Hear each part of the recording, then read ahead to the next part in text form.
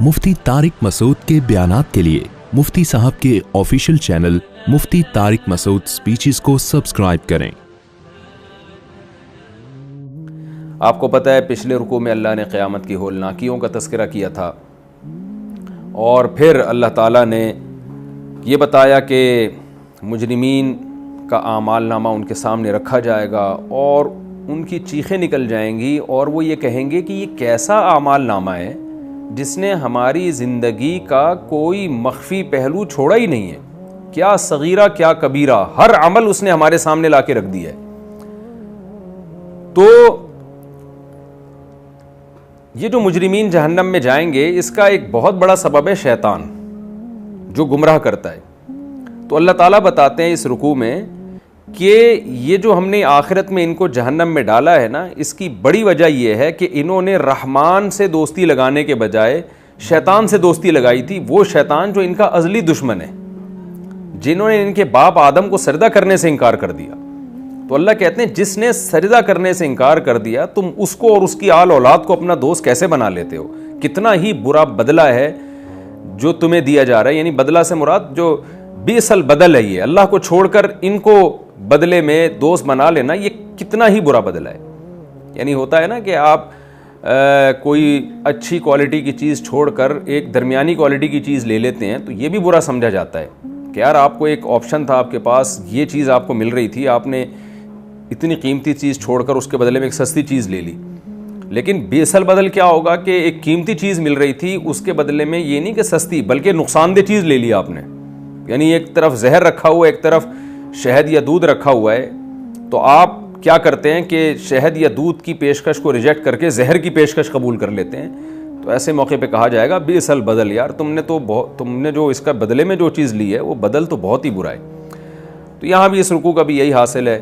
اللہ تعالیٰ کہتے ہیں کہ ان لوگوں نے رحمان سے دوستی لگانے کے بجائے اس کے کہ رحمان سے پوچھتے کہ ہمیں کیا کرنا ہے اور کیا نہیں کرنا، یہ شیطان جو ان کے دلوں میں جس برائی کو مزین کرتا ہے، تو یہ شیطان سے پوچھ کے چل رہے ہوتے ہیں، تو اس کا انجام یہی ہونا تھا۔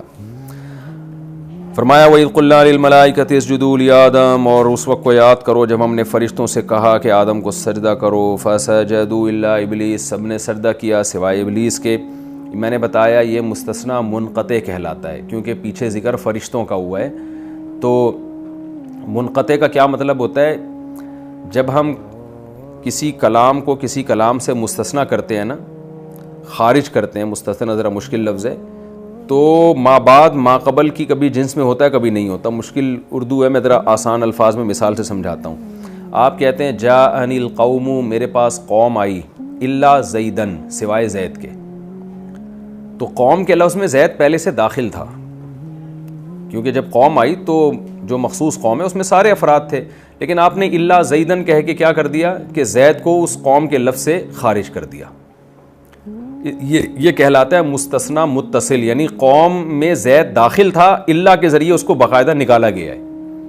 لیکن ایک کلام عربی میں یوں بھی استعمال ہوتا ہے جاءنی القوم الا حمارا، میرے پاس قوم آئی، پبلک آئی، لوگ آئے، مگر گدھا نہیں آیا۔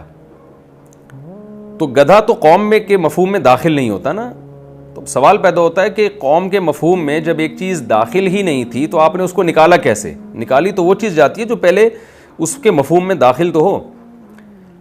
تو یہ جو الا ہے یہ مستثنیٰ منقطع کہلاتا ہے، یعنی منقطع کا مطلب اس کے دوسرا ایک ٹرم استعمال ہوتی ہے، یعنی یہ ہے لیکن کے معنی میں، لیکن کے معنی میں، کہ پچھلے کلام سے نا ایک وہم ہوتا ہے کہ یار جب قوم آئی تھی، جاء للقوم، قوم آئی تھی تو ظاہر اپنے تمام لوازمات کے ساتھ آئی ہوگی نا، سواریوں پہ آئی ہوگی، اتنی دور سے پیدل کون آ سکتا ہے؟ تو متکلم نے کیا کیا؟ متکلم کو یہ خیال تھا کہ یہ قوم سے یہ سمجھیں گے کہ شاید گدھوں پہ بیٹھ کے لوگ آئے ہوں گے، تو اس لیے متکلم نے کیا کیا کہ اگرچہ گدھے کا لفظ قوم میں داخل نہیں تھا لیکن اس کو پھر بھی نکال دیا، تاکہ جو وہم بھی ہے نا کہ گدھا بھی اس میں آیا ہوگا، وہ وہم بھی دور ہو جائے۔ تو اس لیے یہ لیکن کے معنی، اس کو ہم کہتے ہیں کہ اردو میں جس کو ہم لیکن کہتے ہیں نا، عربی میں لاکن کہتے ہیں، تو یہ اس معنی میں ہے۔ تو یہاں بھی ایسے ہی ہے کہ اللہ تعالیٰ نے فرمایا کہ تمام فرشتوں نے سجدہ کیا۔ اب فرشتوں کے مفہوم میں ابلیس داخل نہیں تھا، لیکن اللہ نے اس کو نکالا، تو یہ بھی اللہ یہ مستثنا منقطع کہلائے گا. کیوں؟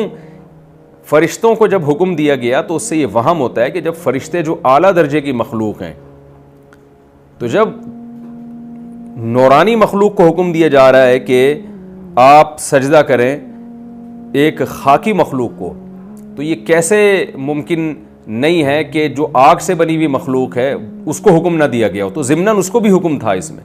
تو اس لیے اللہ تعالیٰ نے ابلیس کا جو وہم ہوا ہے نا کہ یار ابلیس نے بھی یقیناً سجدہ کیا ہوگا، کیونکہ جب فرشتوں نے کیا ہے تو جنات تو جس مادے سے بنے وہ فرشتوں سے کم درجے کا مادہ ہے، تو جنات نے یقیناً کیا ہوگا، تو اللہ نے اس کو خارج کر دیا کہ کرنا چاہیے تھا مگر کیا نہیں اس نے. تو اس سے پتہ چلتا ہے کہ جنات کو بھی ضمناً حکم تھا.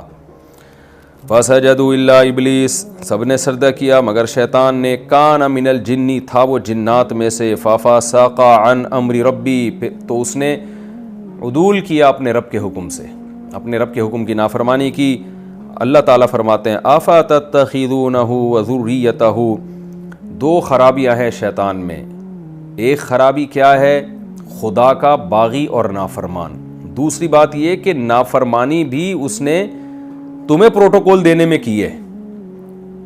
یعنی ایک نافرمانی تو یہ ہوتی ہے نا کہ اس کا اور اللہ کا معاملہ تھا بس، ہمیں تو پھر بھی چاہیے کہ ہم اللہ کے دشمن سے دشمنی رکھیں، لیکن وہ نافرمانی بھی تمہارے بغض میں اس نے کی ہے، کہ تمہارے حسد میں کی ہے اللہ کی نافرمانی. تو یہ اللہ کا بھی دشمن ہوا، تمہارا بھی دشمن ہوا.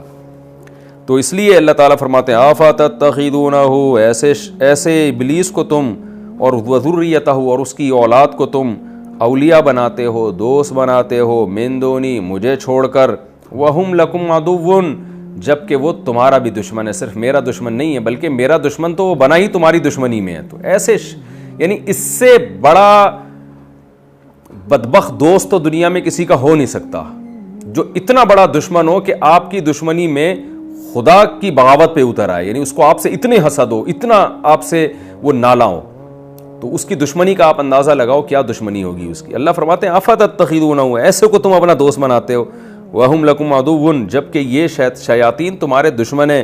بِئْسَ لِلظَّالِمِينَ بَدَلًا، واقعی ظالموں کے لیے بہت ہی برا بدل ہے کہ خدا کو چھوڑ کر کسی کو دوست بنانا بھی تھا تو کم درجے کے دشمن کو بنا لیتے نا. اتنے بڑے دشمن کو تم نے، اتنے بڑے دوست کو چھوڑ کر جو تمہارا خیر خواہ ہے اللہ تعالیٰ، ایسے دشمن کو تم نے اپنا دوست بنا لیا. پھر آگے اللہ فرماتے ہیں تم نے شیطان کو دوست بنایا. ایک وہم ہو سکتا تھا، بعض دفعہ انسان ایک اچھے دوست کو اس بیس پہ چھوڑ دیتا ہے کہ میں اس دوست کو دوست تو نہیں بناتا جس کو دوست بنانا چاہیے تھا، لیکن اس کے کسی ریلیٹو کو دوست بنا لیتا ہوں. آپ کے وزیر اعظم سے تعلقات نہیں ہوتے لیکن آپ وزیر اعظم کے ریلیٹو سے دوستیاں لگا لیتے ہیں. آپ کے صدر سے تعلقات نہیں ہوتے لیکن اس کے کسی ریلیٹو سے یا اس کے کسی خاص فرد سے دوستی لگا لیتے ہیں. آپ کہتے ہیں بھائی میں اتنے بڑے آدمی کی طرف نہیں جا سکتا، میں اس کے کسی جان پہچان والے سے دوستی لگا لوں گا. تو اللہ کہتے ہیں کہ یہ وہم ہو سکتا تھا کہ بھائی ہم نے شیطان کو دوست اس لیے بنایا ہے کہ ٹھیک ہے ہم نے اللہ کو نہیں بنایا، اللہ کو چھوڑ کر ہم شیطان کو بنا رہے ہیں، لیکن شیطان اللہ کی نظر میں ایسا ہے کہ اللہ نے اس کو بڑا گویا پروٹوکول دیا ہے، اور وہ تو ایک نافرمانی کا واقعہ ہو گیا تھا، اس کی وجہ سے برا بن گیا، لیکن اس سے پہلے تو شیطان کی بڑی عزت تھی اللہ کے ہاں. تو اللہ کہتے ہیں ایسا بھی نہیں ہے. یعنی عزت کا مطلب عبادت کی وجہ سے عزت ہونا تو ایک الگ بات ہے، لیکن ایسا کوئی اس کا میرے دربار میں پروٹوکول نہیں تھا کہ زمین اور آسمان کی تخلیق کے وقت میں نے شیاطین سے مشورے لیے ہوں، ان کو اپنا وزیر بنایا ہو، مددگار بنایا ہو کہ چلو بادشاہ سے تم دوستی نہیں لگاتے تو بادشاہ کے وزراء سے لگا لیتے ہو. تو ایسا بھی نہیں ہے. میری جتنی مخلوق ہے، نہ میں نے کائنات کو بنانے میں ان سے مشورہ لیا اور خود ان کو بھی بنانے میں نے ان سے مشورہ نہیں لیا ہے. یعنی ایک مثال دی گئی ہے، فرضی مثال. اصولی طور پر تو جب کسی کو بنایا جاتا ہے تو اس سے مشورہ تھوڑی لیا جاتا ہے کیونکہ وہ تو پیدا ہی نہیں ہوا نا، لیکن سمجھانے کے لیے کہ خود ان کو بھی ان کی مرضی کے بغیر پیدا کیا گیا ہے. مجھے اور آپ کو ہماری مرضی سے تھوڑی اللہ نے پیدا کیا ہے. یعنی جب اللہ ہمیں پیدا کرنے میں ہم سے مشورہ نہیں لے رہا، جو سب سے اہم واقعہ ہے، تو اس کائنات کو پیدا کرنے میں اللہ ان سے مشورے کیوں لے گا اور ان کو اپنا شریک کیوں بنائے گا؟ تو اللہ کہتے ہیں میں متفرد ہوں اپنے فیصلوں میں اور میرا کوئی شریک نہیں ہے، میرا کوئی وزیر نہیں ہے. تو معبود سمجھ کے، بادشاہ سمجھ کے کسی کو دوست بنانے کا حق اگر ہے تو وہ حقدار صرف اور صرف میں ہی ہوں، میرے علاوہ کوئی بھی نہیں ہے. تو یعنی یہ جو آیت ہے نا اس کا حاصل یہ جیسے قرآن میں آتا ہے نا یا ایھا الناس انتم الفقراء الی اللہ، اے لوگو تم تمام کے تمام اللہ کے در کے فقیر ہو، محتاج ہو، محتاجی میں سب برابر ہے.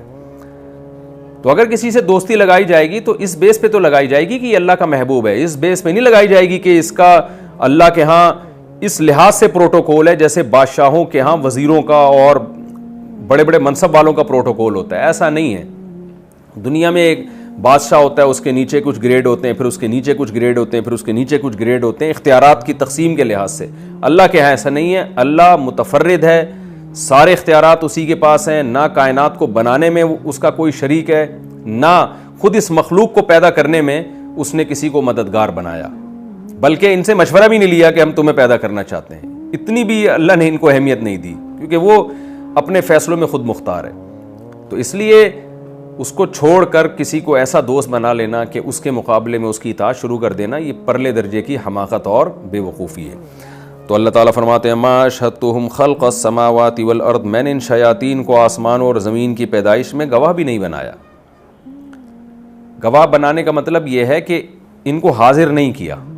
گواہ جب ہم بناتے ہیں نا تو یہاں وہ گواہی مراد نہیں ہے کہ کسی کو گواہ بنانا کہ بھئی میں دیکھو تم گواہ رہنا میں یہ بنا رہا ہوں. یہاں مطلب ان کو حاضر کرنا. اور حاضر کیوں کیا جاتا ہے؟ مشورے لینے کے لیے. تو اللہ کہتے ہیں میں نے جب کائنات کو بنانے کا ارادہ کیا تو ان کو میں نے بلایا تک نہیں، یعنی ان سے میں نے مشورے نہیں لیے. میں متفرد ہوں، جو چاہتا ہوں کر گزرتا ہوں. ولا خلق انفسہم، اور خود ان کی ذات کو بنانے کے لیے بھی میں نے ان سے مشورہ نہیں لیا. ان کو حاضر نہیں کیا کہ میں نے ان سے پوچھا ہو کہ تم پیدا ہونا چاہتے ہو کہ نہیں چاہتے. تو جب خود ان کو ان کے مشورے کے بغیر پیدا کیا گیا ہے تو کائنات کو کیسے ان کے مشورے سے پیدا کیا جائے گا؟ تو اس آیت کا حاصل یہی کہ سارے ایک جیسے فقیر ہیں میرے در میں، محتاج ہیں. تو محتاجوں کو معبود نہیں بنایا جاتا، ان کو خدا کے مقابلے میں دوست نہیں بنایا جاتا. اور آگے اللہ فرماتے ہیں وما کنتم متخذ المضلین عضدا، اور میں ویسے بھی گمراہ کرنے والوں کو اپنا بازو کیسے بنا سکتا ہوں. یعنی ایک تو میں ویسی مخلوق کو، چاہے وہ پیغمبر ہی کیوں نہ ہو، چاہے وہ فرشتے ہی کیوں نہ ہوں، ان کو بھی میں اپنی ملکیت میں شریک نہیں کرتا. تو جب ان کو نہیں کرتا، ان سے میں نے کائنات بنانے میں مدد نہیں لی، تو میں گمراہ کرنے والے شیاطین جو میرے دشمن ہیں ان سے میں کیسے مدد لے سکتا ہوں؟ اصل میں مشرکین کا عقیدہ تھا نا. آج بھی دنیا میں بہت سے لوگ ہیں جو کہتے ہیں شیاطین اس دنیا میں تصرفات کرتے ہیں اور جنات اس دنیا میں تصرفات کرتے ہیں، ورنہ شیاطین کے دوست بنانے والے تو آج بھی بہت ہیں. جو شخص بھی گناہ کر رہا ہے حقیقت میں وہ شیطان ہی کو دوست بنا کے کرتا ہے. وَيَوْمَ يَقُولُ نَادُوا شُرَكَائِيَ الَّذِينَ زَعَمْتُمْ، اللہ فرماتے ہیں اور اس دن کو یاد کرو جس دن اللہ کہے گا نادو شرکائی، میرے شرکا کو آج تم بلاؤ، جن کو تم سمجھتے تھے کہ یہ بہت طاقتور ہیں، پاورفل ہیں، ان کے پاس اختیارات ہیں، جن کے بارے میں تمہارا خیال تھا. فدعوہم، یہ لوگ ان کو بلائیں گے. فلم یستجیبوا لہم، تو ان کے شرکا کی طرف سے ان کو لبیک نہیں کہا جائے گا، ان کی پکار کا جواب نہیں دیا جائے گا. پکار کا جواب کا مطلب وہ جواب جو ان کے فائدے کے لیے ہو، کہ وہ ان کی مدد کے لیے آ جائیں. وجعلنا بینہم موبقا، اور ہم ان کے درمیان ایک آڑ پیدا کر دیں گے. ابتدا میں تو کچھ مکالمہ ہوگا، اس کے بعد اللہ ان کا ان شرکا سے رابطہ بھی منقطع کر دیں گے. ورأى المجرمون النار، اور مجرم لوگ آگ دیکھیں گے. فظنوا انہم مواقعها، ان کو یقین ہو جائے گا کہ اب وہ اس آگ میں گرنے والے ہیں. ولم یجدوا عنہا مصرفا، اور اس آگ سے بھاگنے کا کوئی راستہ ان کے پاس نہیں ہوگا.